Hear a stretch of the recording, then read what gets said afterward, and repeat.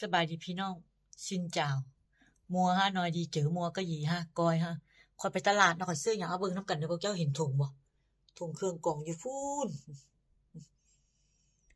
จังได๋สิเอามาให้พวกเจ้าเบิ่งเด้อว่าได้หยังใดเด้อเอาเบิ่งไปนำกันเนาะว่าได้หยังใดเนาะโอ้อันนี้ต้องสูงกว่านิดนึงบ่เดี๋ยวปรับกล้องก่อนอ่ะได้แล้วบัดนี้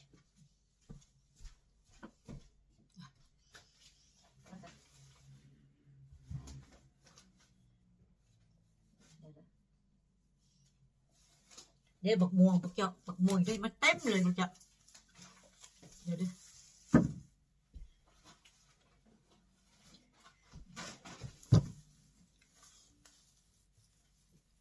มองโฟล่ะเบิ่งไปนำกันบ่ค่อยซื้อมาจากที่หน่วยพวกเจ้าบ้านหลังนี้มักกินผลไม้พวกเจ้านี่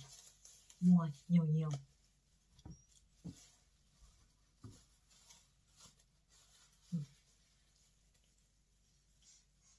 มักกินผลไม้ซื้อหลายๆกินเข้าไปเวลาห่างกายกินได้เนาะกินเข้าไปละลายจะบอกเจ้าเบิ่งซอกันดู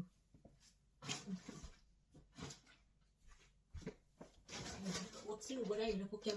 เอาได้เบิ่งเป็นกันเด้อไม่ได้อยู่ได้ไข่มาแปะได้อันนี้ก็ได้แค่ท้าขาเอามาท้าขานิ่มๆเลยพวกเนี้ยได้บักม่วงไปอีกละนี่ก็ได้บักม่วงไปอีกแล้วนี่เอาบักม่วงมาอีกป้าจิเนาะอันนี้ก็อยากวอกครัวข่อยอีกละเอาเบิ่งไปน้ำกันเด้อพวกเนี้ยถุงยางอันนี้คุณเอาบักม่วงพวกเจ้าเห็นกล่องบักม่วงมันกล่องกินเพลนยังพานเลยนี่ก้อยสวยๆฮะก้อยน้อยมัวเหี่ยวกว่าก้อยน้อยจอก้อยสวยฮะมองฟูพวกแกหมกมองซอยข่อยเดี๋ยวคุณเอาพวกแกเบิ่งถึงมนมีจักหน่อยให้16cáiสวยงงแซ่บซื้อมากินแล้วมันแซ่บจริงๆซื้อหลายๆนี่นะเอาไปอีกกูมีคนไปตลาดไปซื้อเอาอันนี้แบบสิงน้ำกาแฟอันนี้คือกันนี่เขาก็มากเลยเบิ่งไปซอยกับพวกนี้อันนี้ก็ขนมก็ได้กินน้ำกาแฟอันนี้ก็อย่างเขาเอิ้นอีสังวะโอ้ยอันนี้เป็นบักเกี้ยง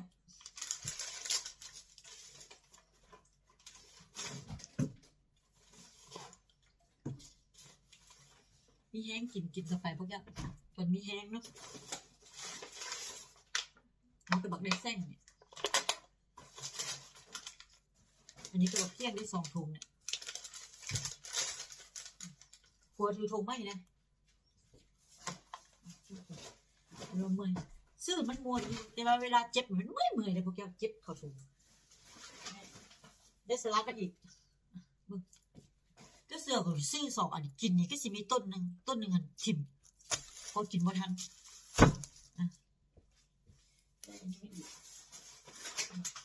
ได้บักละแซงอีกนี่อันนี้จะผมบักทั่วนี่พวกเจ้าบักทั่วหยัดนี่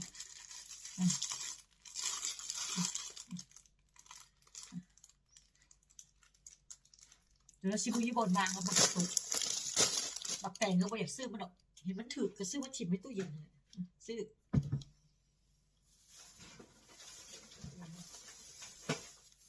บักเลนได้บักเลนน้ำ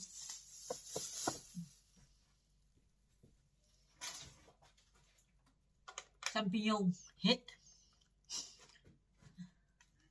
เพื่อนเบิ่งซอยกันพวกเจ้ามันเป็นอีหยังเลยดิกล่องจนเปลี่ยนจนผ่านไปอย่างนี้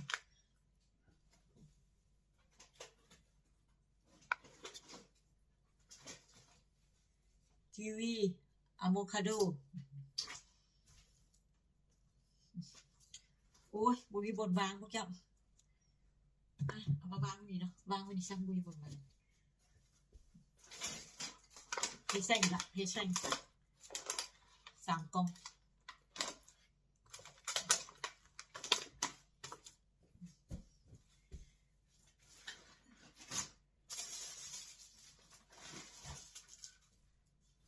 แอปเปิ้ลไอ้อย่างวะบักเพชรนะน้อยก็อีกโอ้โหเรียก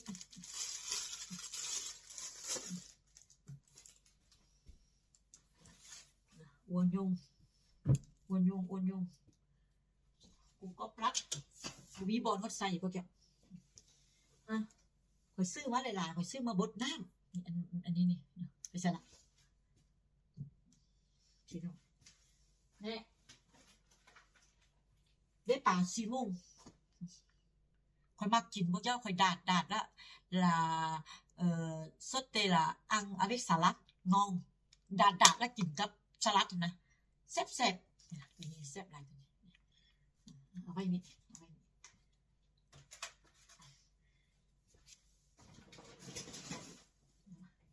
ว่าอันนี้มีบ่ต้องจบดอกอัน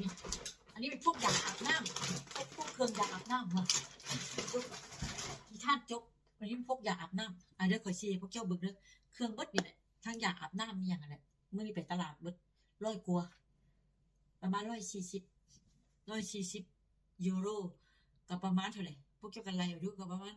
5,000 กว่าบาทเนาะ5,000 กว่าบาทบอก6,000บอกว่าไรบ่เป็นเนาะไรบาทเหรียญนึง40 บาทซะพวกเจ้ากันไรเอาเด้อก็เบิด100 กว่าบาท100 กว่าเหรียญเอาก็ใส่พวกเจ้าเบิ่งน้ำกันเดี๋ยวเด้อเอาโอ้ยกล้องก็ปิ้นกับเพิ่นนี่ของเสื้อมาดิ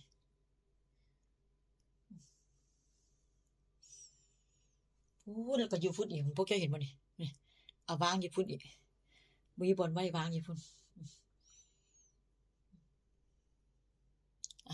ซื้อมาเมื่อยยังบ่พออีกเลยซื้อมาเมื่อยแล้วเก็บเข้าไปในตู้อีกโอ้ข่อยก็เมื่อยเลยเนาะย้อนสิเราข่อยมักกินข้าวข้างนอกบ้านเนาะข่อยมักกินข้าวนอกบ้านข่อยซื้อจังซี่ข่อยก็บ่ได้กินเด้มีแต่เอาปลานี่มันสบายอยู่เอาไปดาดแล้วก็สบายสิมาก็เฮ็ดแบบกับข้าวกับน้ำเฮ็ดเฮ็ดแกงเอาบ่เฮ็ดเอาไปกินนอกบ้านนี่ได้เท่านี้แหละนี่พวกเจ้าครับอยู่กี่โมงบัดนี้มันได้มาเรียบร้อยบัดนี้ต้องเมี่ยนเข้าได้บัดนี้เมี่ยนเข้าตู้เย็นสิเจ็บเข้าตู้เอ้าเบิ่งข่อยเจ็บเข้าตู้เย็นบ่พวกเจ้าเบิ่งไปนำกันเนาะว่าข่อยเฮ็ดหยังเนาะเดี๋ยวข่อยเจ็บก่อนเจ็บเข้าตู้เย็นเอาสลัด2 ต้นเข้าตู้เย็นเดี๋ยวไปทางตู้เย็นพวกเจ้าจึงเห็นข่อยเอาตัวนี้เข้าไปไว้ตู้เย็นบ่ได้พวกเจ้าเห็นบ่เห็นข่อยบ่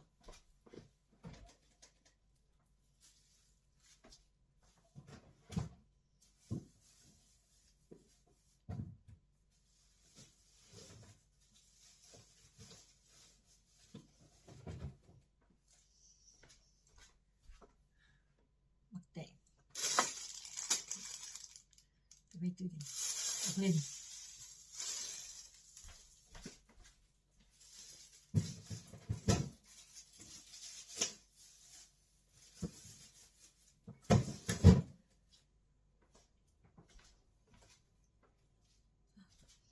ได้ไข่มาเงินขัดมา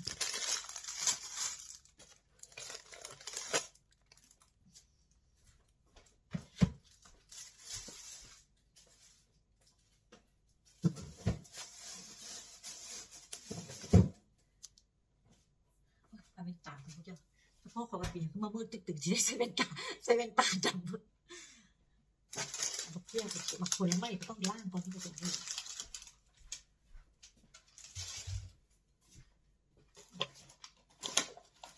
นี่ก็ให้แซง3 กล่องเอาไปล่างก่อนล่างจะกระจาดให้เอาไว้ให้ปัวกินนั่น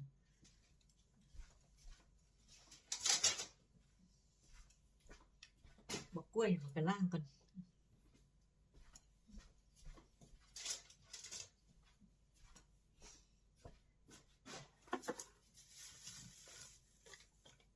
อันนี้ขนมนี่ว่าไปชิดแก้สิเว้ยแก้จะกระจาดขนมเขาได้ไหมแก้สิพวกเจ้าบ่เห็นมั้ยแก้สิเป็นเขากินมันสบายเอาอีหยังบังไป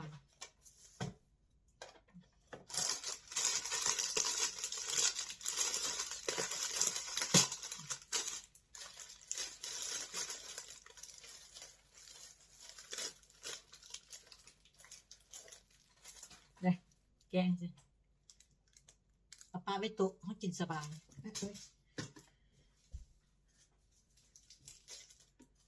ปรุงกาแฟอ้าว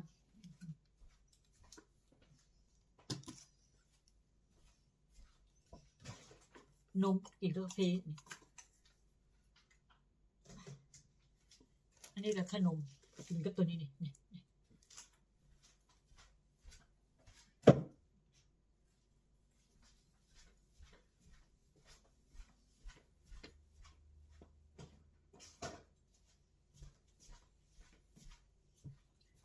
เก็บเอาป่าไว้กันเลยป่าชะโงกเม็ดกง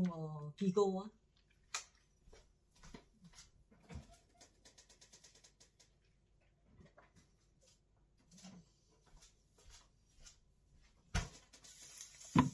อันนี้ก็บักบวบ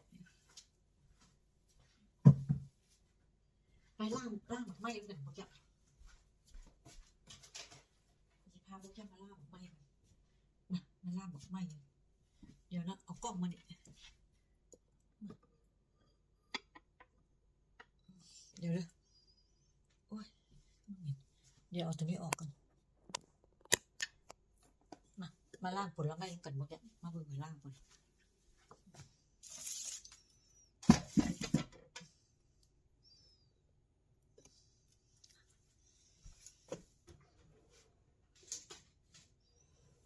ล่างนี่นะแอปเปิ้ล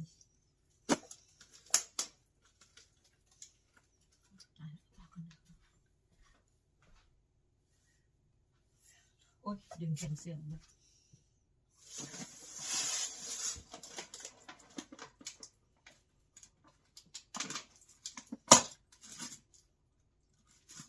ให้แซง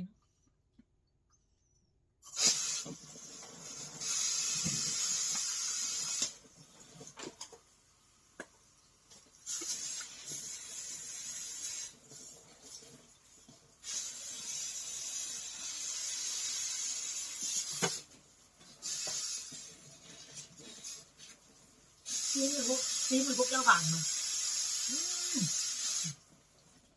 หวานโบมีเม็ดอีกพวกอ่ะ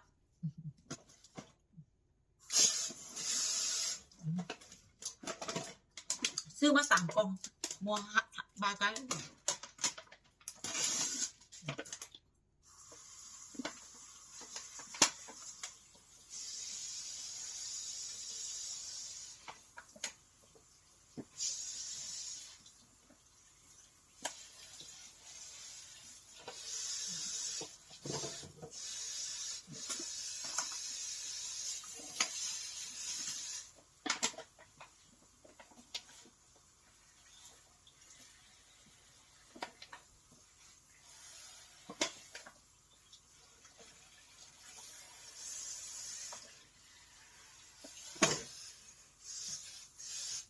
ผลไม้ซื้อมานี่2 คนกินผัวเมีย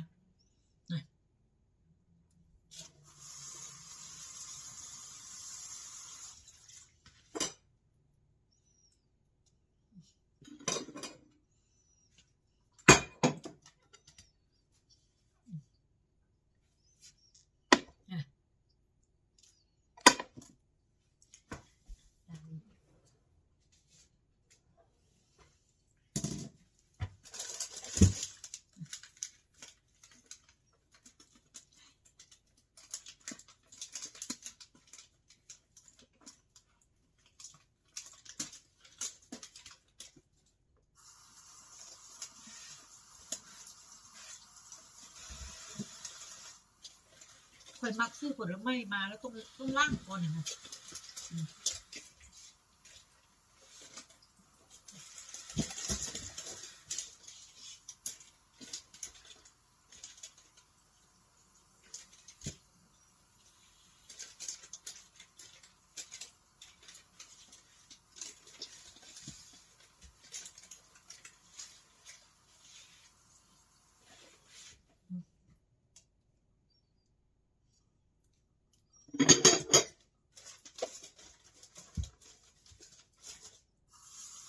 แอปเปิ้ลล่างแอปเปิ้ล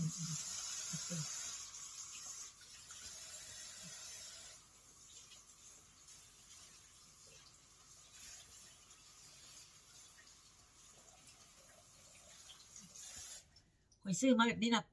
ข่อยเอามาบดนะบดจะบักเกี้ยงนี่ผัวข่อยปอกกินแต่อันนี้บด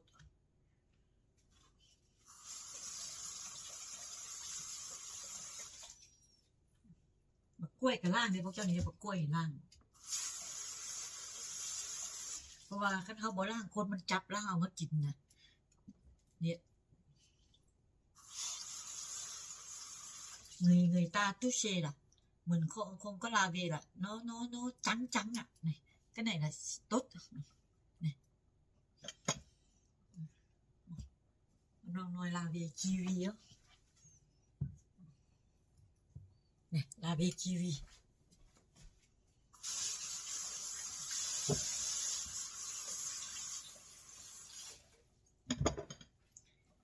cái gì lang bứt anh đi cậu mà avocado và lang bậc muông rồi cái sao mà ăn nàyพวกเจ้าเบิ่งบักม่วงเด้อพวกเจ้าเอาก็ใช้พวกเจ้าเบิ่งบักม่วงก็ซื้อมา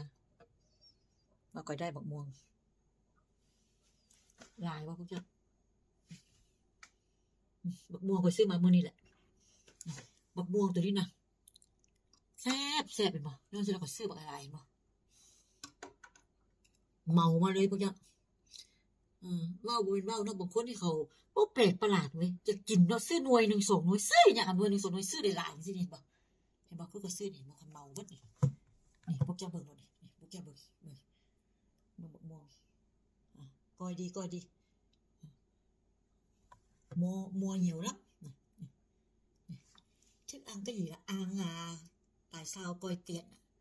muốn ăn cái gì ăn chết luôn là không ăn được đâuตายห้าก็กินบ่ได้เห็นบ่หรือว่าเจ็บไข้ได้ป่วยก็กินบ่ได้เฮาอยากกินเฮาก็กินเข้าไปพวกเจ้ามีความสุขเบิ่งบ้านข่อยอย่างนั้นข่อยพี่น้องวางตัวนี้ก่อนเนาะข่อยสิจัดการเมียนเครื่องดีๆก่อนเพราะว่าเปิดคลิปวิดีโอพวกเจ้าเบิ่งแล้วข่อยเมียนบ่คักค่ะนะข่อยต้องเมียนข่อยล่างบักม่วงมีหยังแล้วก็ข่อยสิอันนั้นก็เก็บเครื่องเข้าตู้เนาะเฮาวางกันก่อนเนาะคลิปเดี๋ยวนี้เนาะมาฟ้ากัน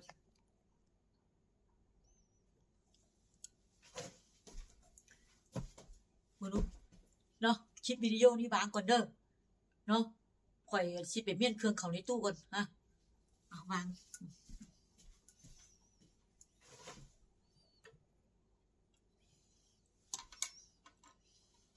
บ๊ายบายเด้อพี่น้องเด้อบ๊ายบายเด้อเจอกันคลิปหน้าเนาะ